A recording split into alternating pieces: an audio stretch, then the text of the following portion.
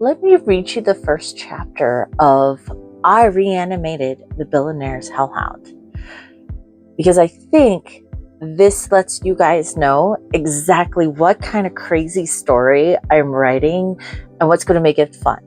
Again, just to recap for those just joining us, this is going to be chapter 1. It's in the rough. It's pre-editing stage, in pre-revision stage a little bit here. Though I probably have touched this part the most because I had to recap from when I initially roughed this in. The cool part is that my themes and tropes here are going to be lust before love. So none of this love at first sight, but would I go to the bedroom with this person? Absolutely. They're totally smoking and flirting with me and having a good time, because I kind of like that theme and I've used it in Honeycombings quite a bit.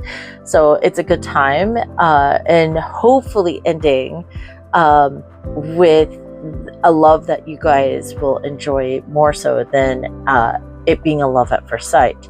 The other trope I'm doing is both characters voicing what they do and do not want from each other. And a lot of times in things that they're going to both be very dominant personalities, which isn't normally seen in a romance per se. There's usually a dominant and sub kind of character design, but I want both to be dominant, at least for this story. I don't know how the rest of the series and the rest of the standalones in this chain will be like, but in short, I want them to get on each other's nerves or try to overpower one another in some interesting ways. So without further ado, as I put on my glasses so I can see the screen, I want to read you guys the first chapter. Chapter 1, Tuesday, just past midnight. Dr. Isabel Shipton. Dr. Isabel Shipton cleaned her glasses before trying once more to glare at the x-ray with the distinct white glow of a spinal cord, ribs, and what appeared to be an X shape of a crucifix? Her brown eyes were wide with wonder and her brow furrowed. Looming close behind her was the Hellhound's owner, Ariel Lionheart, a billionaire bachelor she hadn't expected to walk off the cover of Paranormal Times and into her veterinarian office. In fact, her thoughts kept scattering more with each passing minute in the room with him, especially as she caught a whiff of the expensive cologne. What is that? Citrus with lavender and sandalwood? She wasn't sure if working the night shift was a curse or a blessing tonight. It was an everyday, drop-dead gorgeous celebrity pleaded for you to save their dog, but the situation wasn't looking good. Is it bad? Ariel's voice had a seductive velour even under these conditions. Exactly how did your hellhound get close enough to a holy relic to even eat it in the first place? She spun around. The over 6-foot-tall brute looked down at her with purple eyes, and his auburn hair a mess but a stylish mop. His eyes darted to the ground in guilt. I mean, a holy relic should have repelled him from entering the same room. Right, Ariel's face flushed, and he finally made eye contact, making Isabel catch her breath. That cover doesn't do justice. But the relic was in the yard, he explained. The yard? She gave him a baffled expression. But it's a holy relic. Why would you put it in the yard? You can't just go and buy a new one, or maybe you could, but Isabel was at a loss. How rich is he to afford to toss rare magical items into the yard like street trash? Ariel shrugged. It was probably the fight with my ex-girlfriend and brother. Wasn't he dated Artemis, as in the goddess Artemis? Dr. Isabel took in a deep inhale, aiming to pry further, or better yet, scold him for the recklessness, but the door opened. She snapped her jaw close, thankful for the intrusion. The assistant, Sandra Buttonwood, was a bashful college freshman with thick-rimmed glasses who found herself freezing at the sight of Ariel. Those green eyes bright as she nudged her glasses up and tucked a loose lock of blonde hair behind an ear. Who could blame her at this point? Ariel Lionheart was the Bachelor of the Year, a top 10 business tycoon on the Forbes list, and for 3 years running now. And let's not forget his recent movie release and that chart-topping romance. Everyone is obsessed with sharing snippets of that shower scene. Sandra's cheeks reddened and Isabel cleared her throat, giving her a smug look of recognition that said, "I know, he's gorgeous, but keep it together, Sandra." Shaking her head, Sandra recalled what she had interrupted for. "The Hellhound is ready for surgery, Dr. Shipton." With a sigh, she turned to Ariel, bracing herself for what she knew was inevitable. Being in the same room as a relic can make a Hellhound horribly ill, Mr. Lionheart. Yours just ate one. I can't make any promises on whether or not he's going to make it. A frown deepened on his face, the expression pitiful. "I know, just do what you can." "As you wish." With that, Dr. Shipton spun on her heel. Washing her hands, she prepped herself for the operating room. Mask, gloves, apron, and hair covered her in place. She pushed into the brightly lit room. A Hellhound was ugly as sin. They reeked of sulfur and rotting flesh, though they had no rot, so to speak. Hairless and red glowing lines made them look like a Doberman Pinscher on steroids with a severe case of mange, giving them a scaly look at times. Despite that, it looked miserable on the steel table with the oxygen tube and IV hooked up to him. Her eye caught the collar on the counter.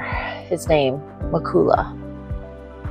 His breathing agitated, his body fighting the relic's holy magic, which aimed to repel everything that made him a creature designed to live in hell. No time to waste, Izzy. With a stroke of her scalpel, she had gained access to his stomach, and in a matter of minutes had the relic on a platter for an assistant to move to the far end of the building and out the back door. They couldn't chance the Hellhound being exposed to any more holy magic at this stage. With precision skill and a flick of her wrist, she began sewing the beast close. Halfway down the incision, she paused as alarms began to go off. "His heart rate just shot up," announced Sandra. "That's normal for them, but what's his temperature? That's the deal breaker with them." Isabel placed a hand on the Hellhound's neck and said, "He's getting too cold." It just dipped below 100, grabbing the heating pads. Sandra was studying for supernatural veterinarian science and still not well versed in all the quirks of the supernatural pet world. "I'll get these going. You keep stitching." Right. Isabel went back to closing the incision. The bells and whistles silent in the wake of her focus.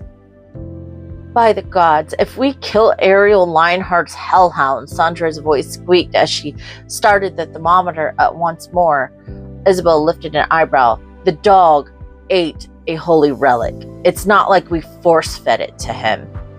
"But it's Ariel Lionheart, the one that dumped Artemis," the thermometer beeped.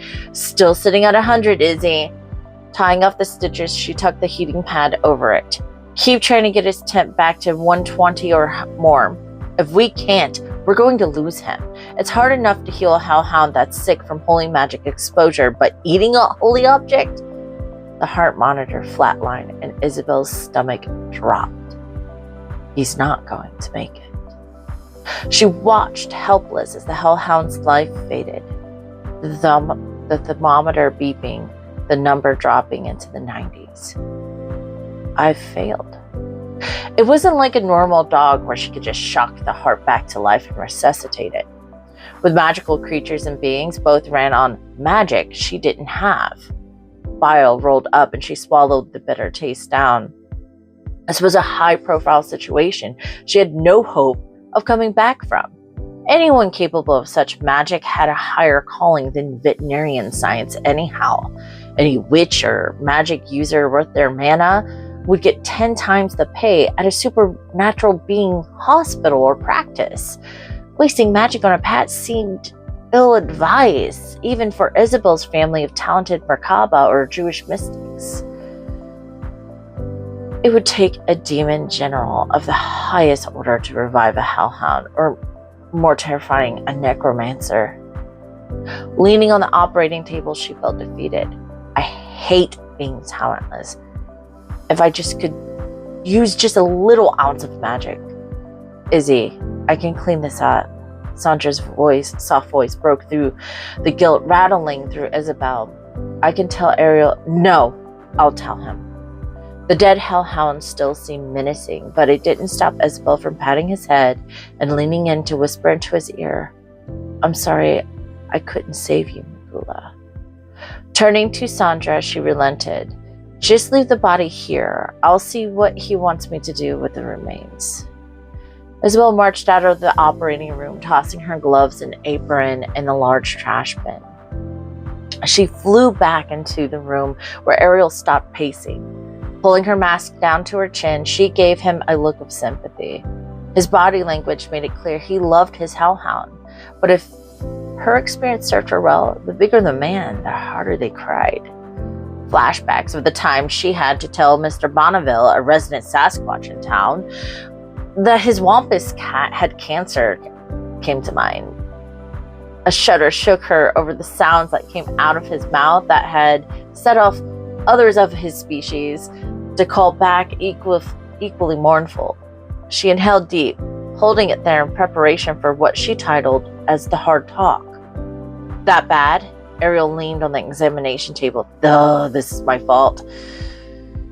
I'm sorry, we removed the relic and we couldn't keep his temperature up. She started, speaking firmly. This never gets easy to do. Isabel stiffened, their eyes locked, and her tone grew sterner. I'm sorry, Mr. Lionheart. Your hellhound didn't make it. His head fell forward, leaving her with no clue to his facial expression as she stared at the top of his head, the dark locks falling in disordered waves. She waited, almost straining her ears to hear some hint of tears or crying. Her eyes wandered over his bicep and down his arm muscles, then shot back to his head. He's not eye candy, is he? You just told him his dog died. Pull it together. And there you guys go. Enjoy.